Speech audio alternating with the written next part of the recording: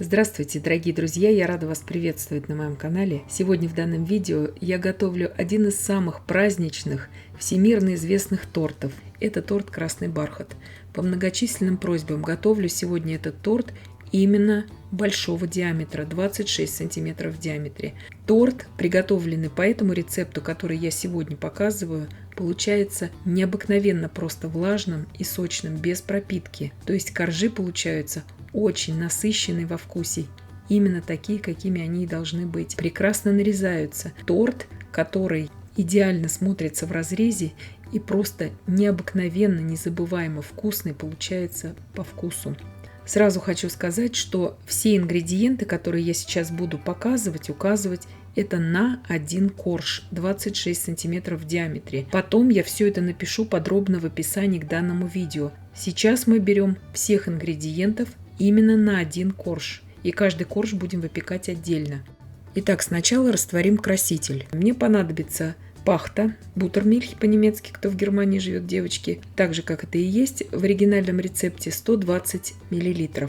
Сразу говорю, если нет пахты, добавляйте кефир, либо же йогурт берите. Сразу же растворяю в пахте 4 грамма примерно, я потом взвешивала это в каждой ложке, 4 грамма примерно пищевого красного красителя. Гелевый водорастворимый краситель. У меня здесь краситель от фирмы Rainbow Dust, он очень хорошо ведет себя при выпечке.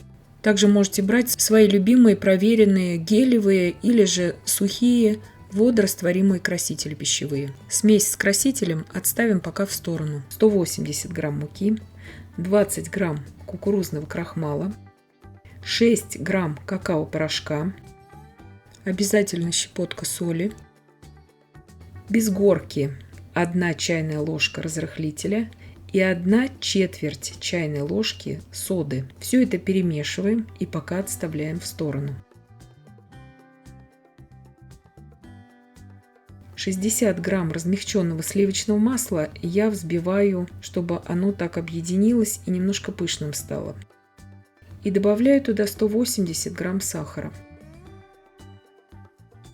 Пакетик ванильного сахара 8 грамм. 90 грамм растительного масла без запаха. Все это сейчас взбиваю примерно минуты 3, чтобы вся эта масса очень хорошо объединилась и стала пышной. Она так сначала тяжело будет объединяться, но потом все это объединится.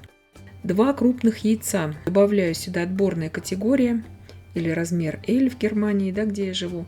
Добавляю поочередно, прорабатываю примерно по полминуты миксером.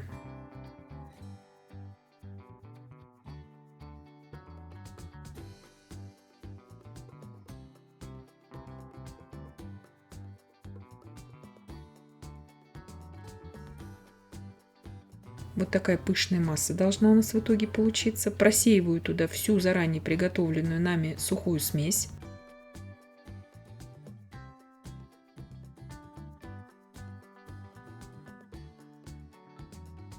Все это просто прорабатываю миксером.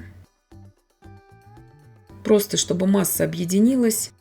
Ничего долго не взбиваю. Добавляю туда половину столовой ложки уксуса. От 5 до 9% можно брать уксус. Все это просто перемешиваю. И сейчас вливаю туда всю смесь с красителем. Для этого мы ее и приготовили в самом начале, чтобы краситель полностью разошелся у нас уже в пахте, либо же в кефире, что вы будете использовать, что у вас есть под рукой в наличии. Все это просто перемешиваем. Духовка у меня уже разогрета на 170 градусов Цельсия. Ничего долго не взбиваю, просто чтобы полностью объединилась масса. Вот здесь на данном этапе нужно очень внимательно смотреть, чтобы полностью вся масса была прокрашена красителем. Иначе у вас будут некрасивые просто вставки уже в этом бисквите. Все с боков обязательно миски собираем. Вот такая смесь должна получиться. 26 сантиметров в диаметре у меня застелена фольгой, просто форма разъемная без дна. Выпекать буду примерно 25-30 минут. Трудно сказать, сколько вашей духовки потребуется на это времени, у каждого это индивидуально. Выпекаю на режиме вверх-вниз без конвекции на среднем уровне конечно же, в заранее разогретой духовке. Духовку не открываем во время выпечки. Коржи мы будем примерно по 3,5 см делать. Они будут достаточно высокие. Сейчас сразу же еще в теплом виде я освобождаю корж от формы.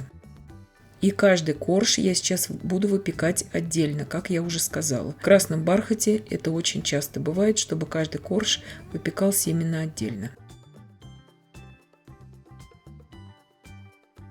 Сейчас переворачиваю его сразу же еще в теплом виде на решетку. Снимаю с него всю фольгу со дна. Как только он у меня остыл до комнатной температуры, чтобы из него не шел пар, то есть корж нежнейший получается, с ним нужно обращаться бережно, но он того стоит, он очень вкусный. Вы можете здесь по вашему усмотрению уменьшить немножко количество сахара, но немного.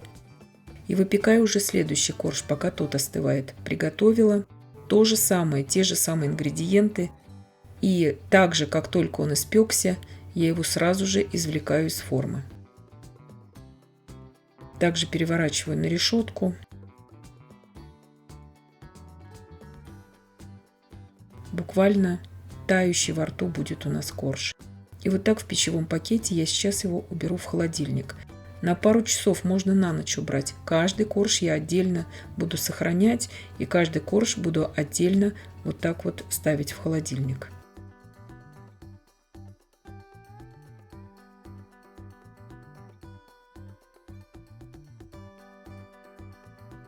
Итак, у меня прошло несколько часов. Коржи отлежались уже в холодильнике. Они превосходно нарезаются. Шапочка нам сейчас обязательно понадобится для обсыпки торта. Примерно 3 см в высоту у меня каждый корж. То есть торт высоким будет вместе с кремом примерно 10 см. Как это и бывает в красном бархате. То есть тонюсенькие коржи здесь я не делаю. Обрезки убираю. Вы можете не обрезать здесь верх, вот эти шапочки такие незначительные. Это все на ваше усмотрение, как вы сами считаете нужным. И сейчас приготовим очень быстрый и простой крем на основе творожно-сливочного сыра, как это идет в классическом рецепте. 500 грамм сливочного масла размягченного я взбиваю до пышности. Добавляю туда 300 грамм сахарной пудры. Взбиваю сейчас до побеления и до пышности, чтобы очень хорошо объединилась пудра с маслом. В американских рецептах очень часто используется такой крем или подобные кремы на основе масла, сахарной пудры и сливочного сыра. Здесь у меня сыр обычной жирности, немало жирный нужно брать, обязательно комнатной температуры. 600 грамм творожно-сливочного сыра. Чем качественнее будет у вас сыр, тем меньше у вас будет расслаиваться этот крем. Взбиваю максимум здесь 30 секунд, это максимум, от 20 до 30 секунд. То есть не нужно здесь долго ничего взбивать, просто чтобы массы объединились. И как я уже сказала, творожно-сливочный сыр обязательно должен быть комнатной температуры, ни в коем случае не холодным. Просто проработаю быстро миксером после того, как перемешала все с боков. И крем уже готов. Можно собирать торт. Торт делается на самом деле несложно. Главное просто выпекать коржи. Вы можете эти коржи испечь заранее. Их можно заморозить. Можно пару дней хранить в пищевой пленке уже в обработанном виде, уже в обрезанном в холодильнике.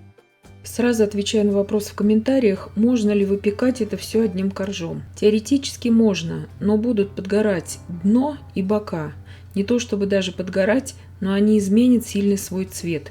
То есть они станут более темными, и вам придется их, возможно, обрезать. Сейчас я разделила крем примерно на 4 равные части. 2 части у меня идет в прослаивание коржей, 3-я часть идет на боковины торта и 4-я часть на покрытие торта сверху. Еще один рецепт торта «Красный бархат» есть на моем канале. Уже пару лет он как есть. Тот рецепт тоже очень-очень хороший. Я часто им пользуюсь. Там я показываю торт именно маленький, на 16 сантиметров в диаметре. Ссылочку на тот рецепт я, конечно же, оставлю вам в описании к данному видео. Тортик я покрыла уже полностью кремом. И сейчас можно уже подготовить обрезки. Вы, конечно, можете и в измельчителе их измельчить, но я вот так на скорую руку здесь украшала. После того, как я покрыла тортик крошкой, я убирала его на несколько часов в холодильник. Он очень хорошо у меня там стабилизировался, и можно его уже украшать и нарезать. Украшаю его вот так в рождественском стиле, очень просто, веточками розмарина, конфетами шоколадными, которые покрыты у меня просто кондитерским кондурином, и сахарной пудрой, и сахарной посыпкой золотого цвета украшаю. Торт очень вкусный, необыкновенно просто вкусный, получается влажный, именно со вкусом очень хорошего нежного красного бархата. Его, в принципе, можно нарезать сразу после остывания. Если вы будете после остывания его нарезать, будут такие волокнистые коржи, сразу видны, вот такие супер сочные. Но я показываю здесь так, как он уже отстоялся в холодильнике, и, на мой взгляд, это более эстетично смотрится. Несмотря на то, что торт очень сочный, влажный, он не клеклый, он очень легкий, это видно при надламывании вилкой. И я надеюсь, что видео было полезным и познавательным. Подписывайтесь на мой канал, ставьте лайки, пишите комментарии. Я всем желаю больших успехов и до встречи в новых видео.